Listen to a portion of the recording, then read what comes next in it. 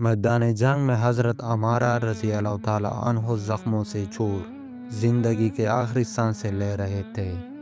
اسی وقت کائنات کے سردار حضرت محمد صلی اللہ علیہ وآلہ وسلم ان کے سرہانے پہنچے اور پیار سے پوچھا، عمارہ کوئی آرزو ہے تو کہو۔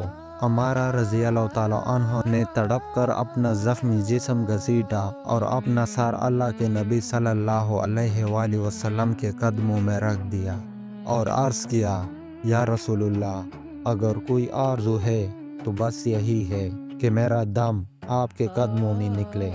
گلستان میں جا کر ہر گل کو دیکھا، نہ تیری سی رنگت نہ تیری سی بو ہے، نکل جائے دم تیرے قدموں کے نیچے، یہی دل کی خواہش یہی آرزو ہے۔ اللہ تعالی ہمیں بھی اپنے حبیب صلی اللہ علیہ وآلہ وسلم کی سچی اور تڑپنے والی محبت عطا فرمائے، آمین۔